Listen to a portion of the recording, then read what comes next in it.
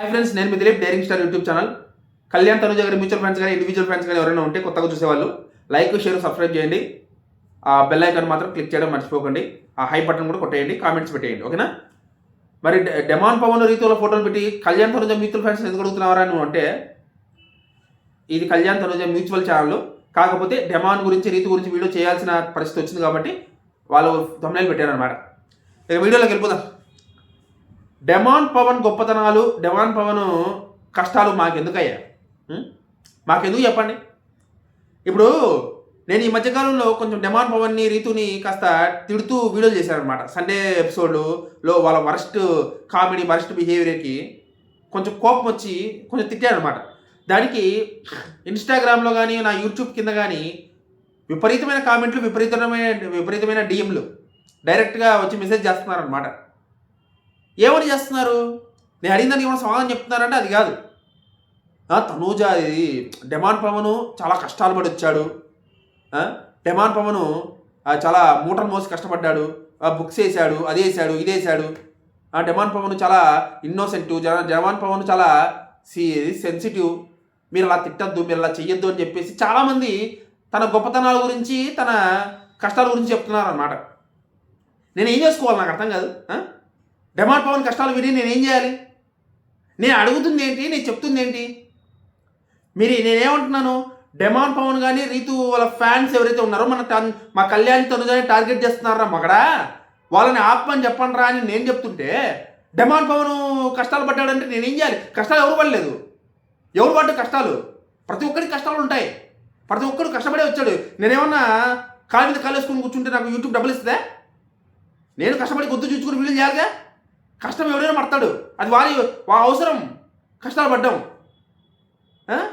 దానికి సింపతి డ్రామాలు ఎందుకు, సింపతి మాటలు ఎందుకు? నాకు కావాల్సింది ఏంటి, నేను అడుగుతుంది ఏంటి? డెమాన్ పవన్ వాళ్ళ ఫ్యాన్స్కి తను చెప్పాలి, కళ్యాణ్ మీద తను చెబితే నెగిటివ్ ఆపేమని. వాళ్ళు ఆపనంత వరకు నేను నెగిటివ్ చేయడం ఆపను, వాళ్ళకి తిట్టడం ఆపను అని చెప్పేసి చెప్పాను.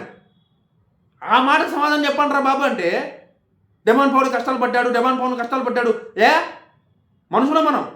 శ్రీరామచంద్రుడంతటోడే కష్టాలు పడ్డాడు, మనం మనుషులం. కష్టాలు పడకూడదా? కష్టాలు పడుతూ పైకి ఎలా వస్తాడు? శ్రీకృష్ణుడంతటోడు కష్టాలు పడ్డాడు, మనం ఎంత, మనం బతికెంత? ఇదంతా నాకు అనవసరం, ఇదంతా నాకు అనవసరం. డెమాన్ పవన్ గారి, రీతు గారి ఫ్యాన్స్ చెప్తున్నా, ఇదంతా నాకు అనవసరం. మీరు కళ్యాణ్ మీద, తనూజ మీద ఫేక్ అకౌంట్లతో నెగిటివ్ చేయడం ఆపనంత వరకు నేనైతే డెమాన్ పవన్, రీతుని తిట్టడం ఆపను.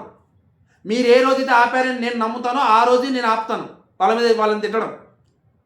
అంతవరకు మీరు ఎంత ఫీల్ అయినా, ఎంత బాధపడినా నాకు ఇంటికతో సమానం. ఇది నేను చాలా సీరియస్గా చెప్తున్నాను. మీరు ఆపకపోతే నేను ఇంకా ఎక్కువ చేస్తాను తప్ప ఆగేది లేదు, ఓకేనా? ఆలోచించుకోండి, మీరే ఆలోచించుకోండి. చాలా సీరియస్గా చెప్తున్నాను, ఓకేనా? మళ్ళీ వచ్చి కష్టాలు చెప్పేసి సింపతి వ్యాఖ్యలు చేయొద్దు, సింపతి డ్రామాలు లేదు నా దగ్గరకు వచ్చి. మీ సింపతి మాటలు వినేసి నేను కరిగిపోతాను అనుకోవద్దు. కష్టాలు అందరూ పడతారు. కళ్యాణ్ పడాలి కష్టపడలేదు నాకు అర్థం కాదు. కళ్యాణ్ పడది కష్టం కదా, తనూజాది కష్టం కదా, వాళ్ళది కష్టం కదా, వీళ్ళది మాత్రం కష్టమా? మరి వీళ్ళనేమో హ్యాపీగా ఉండనిస్తున్నారు, వాళ్ళేమో నెగిటివ్ చేస్తున్నారు.